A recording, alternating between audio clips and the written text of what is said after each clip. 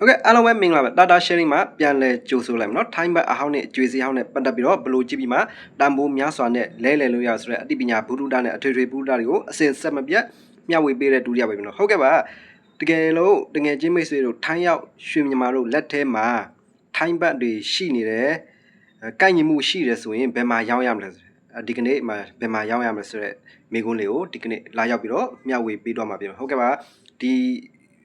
လက်ထက်မှာရှိပြီးတော့ကိုက်ညီမှုရှိပြီးဆိုရင်ဘယ်မှာရောင်းရဆိုရင်ရောင်းရမယ့်ဆိုင်နေရာက3နေရာရှိတယ်ကျွန်တော်တွားရောက်ပြီးတော့ရောင်းခဲ့တဲ့နေရာကိုမှကျွန်တော်မျှဝေပေးတော့ပါမယ်နံပါတ်1နေရာကမော်ချစ်ပန်းချန်နာကကုံတိုက်အနီရောင်เนาะသူရဲ့နာမည်ကတက်ဒန်ဝင်းထင်ဂျာတူဂျာလို့ခေါ်เนาะတက်ဒန်ဝင်းထင်ဂျာတူဂျာเนาะအဲ့ဒါမော်ချစ်ပန်းချန်နဲ့မနီမဝေးမှာပဲကုံတိုက်အနီရောင်ထဲမှာပေါ့เนาะဟုတ်ကဲ့ပါနောက်တစ်ခုကနောက်တစ်နေရာပဲနေရာဖြစ်မလဲဆိုတော့ဒီအဲ့မော်ချီမနီမဝေးမှာပဲစာခါစီရပေါ့နော်သူကဘန်ကင်ပစ်ဝတ်တူဘူရန်ဆိုတဲ့ဆိုင်ပါပေါ့နော်ဘန်ကင်ပစ်ဝတ်တူဘူရန်ဆိုင်မှာအဲ့နေရာမှာလည်းတော့ရောက်ပြီးတော့ရောင်းလို့ရပါနော်ဟုတ်ကဲ့ပါနောက်ဒီဗီဒီယိုလေးကိုပြီးလို့ရှိရင်ဒီ comment အောက်မှာ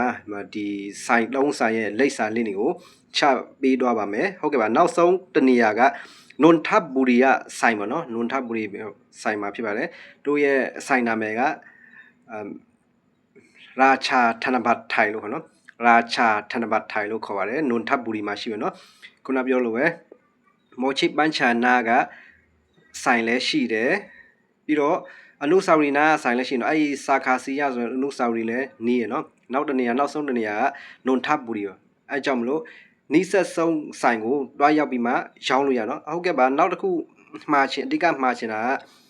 ကိုက်ညီမှုရှိမှတို့ဝယ်နော်ကိုက်ညီမှုမရှိဘဲနဲ့တို့မဝယ်ပေးပါဘူးဟုတ်ကဲ့ပါမတွားခင်လေးမှာဒီချာလီတိုက်ကြည့်ပြီးမှကိုက်ညီမှုရှိမှဒါတွားရောက်ပါလို့အကြံပြုချင်ပါတယ်ဟုတ်ကဲ့ပါဟောင်းတိုင်းမရဘူးပုံစံတူတိုင်းမရဘူးနော်ခုနေကိုက်ညီမှုရှိမှကွဲလွဲမှုရှိမှမှားယွင်းမှုရှိမှဒါရောင်းလို့ရဘယ်လိုပြောလဲထုတ်လုပ်တဲ့အရေးအတွက်နေပါပြီးတော့ရှာပါပစ္စည်းစရင်ဝင်ပြီးမှရောင်းတန်းဝင်တာပဲဖြစ်ပါနော်ဟုတ်ကဲ့ပါဒီကနေ့ကျတော့အဓိကလာရောက်ပြီးတော့မျှဝေပေးတာကဒီရောင်းတန်းဝင်ပြီးတော့ဘယ်မှာရောင်းရမလဲဆိုတော့ဆိုင်ရဲ့လိပ်စာဒီ3ဆိုင်ကိုလာရောက်ပြီးတော့မျှဝေပေးတာပဲဖြစ်ပါတယ်ဟုတ်ကဲ့အားလုံးအဆင်ပြေကြပါစေခင်ဗျာနောက်ဗီဒီယိုမှာပြန်လည်ဆုံတွေ့ကြမှာခင်ဗျာ